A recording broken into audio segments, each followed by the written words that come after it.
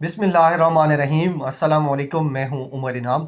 इस वीडियो में दो ख़बरों पर बात करेंगे और साथ मिलकर आप और मैं हम दोनों साथ मिलकर इजहार ताज़ियत करेंगे एक इदारे के साथ जिसकी वफ़ादारी का कोई फ़ायदा नहीं हुआ और 24 घंटे में उसकी वफ़ादारी जो थी वो नाकाम साबित हुई है, ज़ाय हो गई है। उस इदारे के उस सरबराह के साथ इजहार ताज़ियत करेंगे जिसने पाकिस्तान की तारीख़ का फौरी तेज़ तरीन इंसाफ मुहैया किया सिसिलियन माफिया की आन सांग सूची को, जो गवाल मंडेला मफरूर है उसकी बेटी को। मरीम नवाज़ के लिए जो वफ़ादारी की मिसाल लाहौर हाई कोर्ट ने कायम की थी उसका कोई फ़ायदा नहीं हुआ, क्योंकि नैब लाहौर ने 26 मार्च के लिए जो नोटिस भेजा हुआ था मरीम नवाज़ को, आज वो कैंसिल कर दिया है। आज 25 मार्च की शाम को वो नोटिस कैंसिल कर दिया गया है। अब ये कहा जा रहा है शहर इक़्तिदार में कि ये नोटिस 12 अप्रैल के बाद दिया जाएगा। आपको पता है 12 अप्रैल का नाम क्यों लिया जा रहा है? क्योंकि ये लाहौर हाई कोर्ट ने, वफ़ादार लाहौर हाई कोर्ट के सरबराह ने ये जो इंटरम बेल दी थी ये 12 अप्रैल तक है। 12 अप्रैल को दोबारा बुलाया गया है, नैब वालों को भी बुलाया गया है कि आके बताएं कि आपने कैसे ये गुस्ताखी करने का सोचा। और उम्मीद ये की जा रही है कि 12 अप्रैल के बाद शायद इस बेल में एक्सटेंशन हो जाए, इसको एक्सटेंड कर दिया जाए। अगर तो ये एक्सटेंड हो गई तो फिर साथ नैब का नोटिस भी एक्सटेंड होगा जो आज कैंसिल हुआ है। इसीलिए कहा गया है कि हम दोबारा, उसकी कोई डेट नहीं दी गई, बल्कि ये कहा गया है कि गैर मुअय्यना मुद्दत के लिए ये जो पेशी थी उनकी ये ख़त्म की गई है और इसको दोबारा बुलाया जाएगा। क्योंकि अब नैब लाहौर भी ये देखेगा कि वफ़ादार साहब जब वफ़ादारी पेश करने में थोड़ी सी कमी करेंगे तो ही मरीम नवाज़ को बुलाया जाएगा। आपने देखा कि किस तरीके से वो वहाँ गई और 4 घंटे के अंदर अंदर अपील दायर करने से लेकर फौरी इंसाफ मुहैया हो जाने तक 4 घंटे लगे। और आपकी और मेरी 4-4 नस्लें लग जाती हैं, इंसाफ मुहैया नहीं होता। और फिर कहा जाता है कि जी सारा का सारा कसूर तो इमरान खान का है। ना इदारे काम करना चाहते हैं, ना जो अदालतें हैं, जो इस मुल्क की तनज़्ज़ुली की, इस मुल्क की तबाही का नंबर 1 इदारा है, जो काजी हैं इस मुल्क के, अगर वो इस तरह से सिलेक्टिव जस्टिस देंगे तो फिर किस तरह मुल्क तरक्की करेगा, माशरा किस तरह तरक्की करेगा, निज़ाम किस तरह तरक्की करेगा।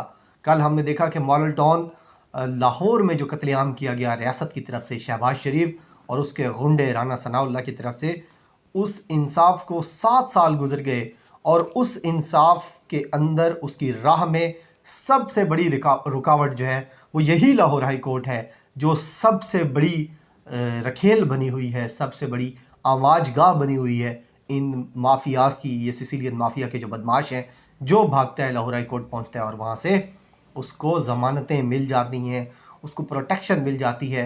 तो ये नैब लाहौर का अच्छा फ़ैसला है कि उसने साहब बहादुर बड़े साहब की जो वफ़ादारी थी उसको मुंह पे दे मारा है वापस, कि आप समझते हैं कि आप खुद बहुत ज़्यादा ओवर स्मार्ट हैं, आप खुद बहुत प्रोटेक्टिव हैं, ये लें, अपनी वफ़ादारी अपने पास रखें, 12 के बाद देखा जाएगा। तो ये अच्छा फ़ैसला है, क्योंकि आप गिरफ़्तार तो हो नहीं सकती थी।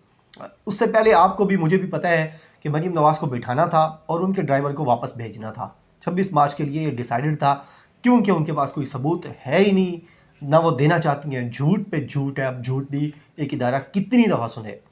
बेशक वो इदारा अगर आपको सपोर्ट भी करना चाहता हो, उसके बावजूद भी एक इदारा आपको एक लिमिटेड ही सपोर्ट कर सकता है।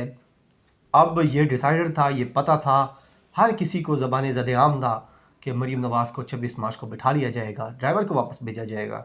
लेकिन अब जब लाहौर हाई कोर्ट से बेल ली, जब वो कहती थी कि मैं नहीं भागूंगी, उनका बाप भी कहता था कि मैं नहीं भागूंगा, पहले वो भागा फिर बेटी भागी, लाहौर हाई कोर्ट पहुँचे, दोनों इसी रास्ते से निकले, पतली गली से, जो निज़ाम को इन्होंने निज़ाम को तो जाले की तरह रखा हुआ है ना, जिसको ये फाड़ के निकल जाते हैं। रास्ता यही इख्तियार करते हैं, जो बाप का था वही बेटी का था, एक ही नक्शे कदम पे चले हैं वो दोनों। लेकिन अब ये जो फ़ैसला किया है नैब ने, ये बड़ा होशमंदाना फ़ैसला है, क्योंकि अब उनको बिठाया तो जा नहीं सकता था, इसलिए ये नोटिस अब कैंसिल किया गया है। और इसके साथ साथ ये भी एक सोचने वाली बात है, एक बड़ी परेशान कुन बात थी नैब के लिए, कि जब एक तरफ से वहाँ से वफ़ादारी के सबूत मिल गए और प्रोटेक्शन मिल गई, उसके बाद ये फ़ैसला किया गया कि नैब में जो दीन फरोश, जो नज़रिया फ़रोश, जो बिरयानी फ़रोश, जो जहालत फ़रोश, जो तासुब फ़रोश लोग हैं, जो तासुब के नाम पर वोट लेते रहे, दीन के नाम पे वोट लेते रहे, बिरयानियों के नाम पे वोट लेते रहे, तासुब की बुनियाद पर वोट लेते रहे, वो सारे जब पीडीएम के अंदर सारा गंद अल्लाह ने एक जगह पे जमा कर दी है, तो वो सारा गंद भी मिलकर अपने आप को इनकलाबी साबित करने के लिए 26 मार्च को मरियम नवाज़ के साथ जाना चाहता था नैब लाहौर ऑफिस में। उनको भी एक बहुत बड़ा धचका मिला है और उनका भी जो है वो वफादारी वो साबित नहीं कर सके। लिहाजा आपने और मैंने मिलकर, अभी हम सारे मिलकर लाहौर हाई कोर्ट के उस साहब बहादुर से इज़हार ताज़ियत करते हैं कि सर, आपने अपनी वफादारी साबित करने की पूरी कोशिश की, पूरी ईमानदारी से आपने पूरा जो है वो अपना सिसिलियन माफिया के बंदे होने का सबूत दिया। आपकी वफादारी में किसी को कोई शक नहीं है, ना उनको ना हमें। लेकिन अनफॉर्चुनेटली आपकी जो वफादारी थी वो कारगर साबित नहीं हो सकी, ज़ाय हो गई है। हम आपसे ज़्यादा ताज़ियत करते हैं, लेकिन हमें उम्मीद है कि आप 12 अप्रैल को एक दफ़ा फिर हम सबको और अपने जो आपके मालिक हैं उनको मायूस नहीं करेंगे। ये तो था इज़हार ताज़ियत और ख़बर जो लाहौर हाई कोर्ट से और लाहौर नैब हेडक्वार्टर से आई है। अब बात कर लेते हैं ट्विटर की। ट्विटर के ऊपर इमरान खान साहब जिस दिन उनकी ख़बर आई कि उनको कोरोना पॉजिटिव हुआ है, उस दिन हमने देखा कि इंतहाई अफसोसनाक गलीज़ ट्विटर ट्रेंड चलाया गया और वो ट्रेंड चलाने वाले वही लोग थे जिन्होंने आज NA-75 डस्का का जो रिज़ल्ट आया था और जिसके ऊपर यहाँ भी वफादारी। अब देखें ना, कितने इदारों से आप और मैं इज़हार ताज़ियत करेंगे जो वफादार हैं इस सिसिलियन माफिया के। एक तो लाहौर हाई कोर्ट है, फिर यहाँ इलेक्शन कमिश्नर साहब बैठे हुए हैं जो 23 हल्के जो है वो मांगे गए थे, उन्होंने पूरा एक्शन ही उड़ा दिया। अब जस्टिस उमर अता बंदियाल इसको सुन रही हैं। उमर अता बंदियाल जो हैं वो साकिब निसार साहब के बेंच में अक्सर उनके साथ होते थे और बड़े दबंग आदमी हैं, बड़े मज़े की जो है वो हेयरिंग करते हैं, बड़ा मज़ा आता है उनके कोर्ट में बैठ के। और वो ये केस सुन रहे हैं, अगले चीफ जस्टिस भी वही हैं, उमर अता बंदियाल साहब। तो ये जो है केस डस्का का उन्होंने सुना और उन्होंने 10 अप्रैल को जो इलेक्शन होना था उसको मुअत्तल कर दिया और उन्होंने कहा कि अभी गैर मुअय्यना मुद्दत के लिए केस भी मुलतवी किया गया है, केस को भी बाद में सुना जाएगा। और उम्मीद ये की जा रही है कि ये जितने हलकों का कहा गया था, जितनी दरख्वास्त की गई थी, जितनी जो है वो मांगा गया था, उतना ही मिलेगा। वो जो है ये नहीं होगा कि इतना सा गुड़ मांगा था और इतना सारा दे दिया था, वो सारा अब ख़त्म होगा। तो जब ये फ़ैसला आया, अगले जो चीफ जस्टिस ने जब ये फ़ैसला दिया उमर अता बंदियाल ने, तो उनके ख़िलाफ़ एक इंतहाई गलीज़ ट्रेंड चलाया गया। और जब मैंने ख़ुद तहकीक की तो वही सारे अकाउंट्स इसके अंदर मुलविस हैं जो इमरान खान के ख़िलाफ़ जो कुछ सामने आया उसमें भी यही अकाउंट्स सारे मुलविस थे। अब उमर अता बंदियाल साहब के ख़िलाफ़ भी जो ट्रेंड चलाया गया है उसमें भी वही अकाउंट्स मुलविस हैं। और मज़े की बात यह है कि उमर अता बंदियाल को आज गालियाँ देने वाले यही अकाउंट्स, जब इनकी आप ट्वीट्स जाके नीचे देखें तो 1 मिनट भी मुश्किल आप इनकी स्क्रॉल करते हैं इनकी टाइमलाइन को, और नीचे जस्टिस काजी फ़ायज़ ईसा के हक़ में आपको दर्जनों नहीं सैकड़ों ट्वीट्स नज़र आ जाती हैं।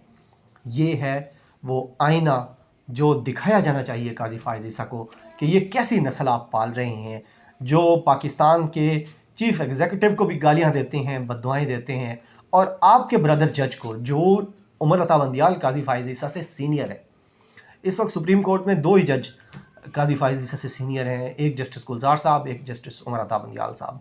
तो काजी साहब, ये जो लोग आपको सपोर्ट कर रहे हैं और आपकी मोहब्बत में, आपकी हुब में जो ये गालियां दे रहे हैं उमर अता बंदियाल को, जो कि आपके सीनियर हैं और अगले चीफ जस्टिस हैं, आपसे पहले इन्होंने आना है, तो ये आपने कैसे लोगों को अपनी वफादारी पर लगा दिया है? ये वही लोग हैं जो आप समझते हैं कि शायद पाकिस्तान का रोशन चेहरा है।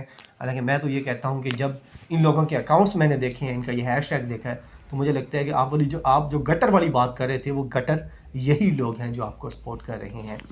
तो ये थी दूसरी खबर जो उमर अता बंदियाल साहब के हवाले से है कि वही लोग हैं जो काजी फ़ायज़ ईसा को सपोर्ट कर रहे हैं, इमरान खान के ख़िलाफ़ हैं। और ये सारे के सारे अकाउंट ये फॉलोड बाय मरीम नवाज़ हैं, आतिफ़ रऊफ़ हैं, गुल बुखारी हैं, मंसूर अली ख़ान हैं, वो जो भगोड़े हैं गुराए और 2-3 और भी हैं, अहमद नूरानी भी है, ये सारे उनको फॉलो कर रहे हैं और ये पूरा ग्रुप है। तो ये थी 2 ख़बरें और मैंने और आपने मिलकर इज़हार ताज़ियत भी किया लाहौर हाई कोर्ट से। अब यहाँ एक चूँकि हम एक फ़ैमिली की तरह हमेशा से रहे हैं इकट्ठे, तो एक थोड़ी सी बात थी, पिछली दफ़ा भी मैंने की थी, वो ये है कि पिछला जो रमज़ान शरीफ आया था वो भी कोविड के अंदर आया था और इस रमज़ान शरीफ में भी थर्ड वेव अब शुरू हो गई है। लोगों के रोज़गार ख़राब हो रहे हैं, जो छोटे छोटे रोज़गार लगाते हैं, जो शॉप्स वाले हैं, रेडी वाले हैं और लोग हैं।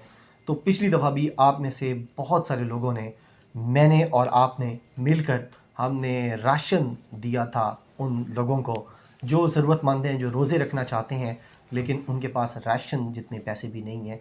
तो हमने मिलकर मदद की थी। ये बड़ा मुश्किल वैसे है, मैं अक्सर सोचता हूँ कि ये नहीं करना चाहिए, क्योंकि इसके लिए आपको बड़ा जिगरा चाहिए होता है ये बात करने के लिए। लेकिन मेरी मोटिवेशन इसमें इमरान खान साहब हैं कि आप जब बात करते हैं, किसी को कहते हैं, तो बहुत सारे जहनों में ये चीज़ जाती है कि शायद जो बंदा किसी के लिए मांग रहा है वो शायद ख़ुद गबन करना चाहता है या ख़ुद इधर उधर करना चाहता है। लेकिन साथ साथ फिर ये भी एक चीज़ ज़हन में आती है कि जब इमरान खान साहब भी कहते हैं कि जब आपके पास बड़ी ज़िम्मेदारी होती है तो आपको एहसास भी करना चाहिए, और एहसास और रहम ही से मिलकर माशरे बनते हैं। तो इमरान खान साहब की तरह, जिस तरह वो भी फ़लाह के काम बहुत ज़्यादा हद तक करते हैं, तो हमने भी पिछली दफ़ा कोशिश की थी कि जितनी हमारी कोशिश थी कि जितनी हमारी औकात है, जो हमसे हो सके, हम कम से कम अगर एक ख़ानदान को भी थोड़ा बहुत राशन रमज़ान शरीफ का लेके दे दें तो वो एक आसानियाँ पैदा हो जाती हैं। कोई बहुत ज़्यादा हमें भी वो ये नहीं है कि इसका रिवार्ड हम उन लोगों से मांगते हैं, बल्कि ये हम अल्लाह के लिए करते हैं, उसके नबी के लिए करते हैं, अपनी सेटिस्फेक्शन के लिए करते हैं, और इसलिए करते हैं कि अल्लाह ने हमें अता किया हुआ है। तो ये रिक्वेस्ट थी आपसे, पिछली दफ़ा भी मैंने की थी और बहुत ज़्यादा हमने मदद की थी आपने और मैंने मिलकर लोगों की। उम्मीद है इस दफ़ा भी हम कर सकेंगे। अगर आप करना चाहें तो आप मुझे बता देंगे, कमेंट्स में बता देंगे, वरना बहुत सारे लोगों के पास, आपके पास मेरा ट्विटर भी है, मेरा व्हाट्सएप भी है, उस पर भी हम रब्ता कर सकते हैं। अपना बहुत ज़्यादा ख्याल रखिएगा, मुझे अपनी दुआओं में याद रखिएगा। बहुत शुक्रिया। अल्लाह हाफ़िज़। पाकिस्तान ज़िंदाबाद।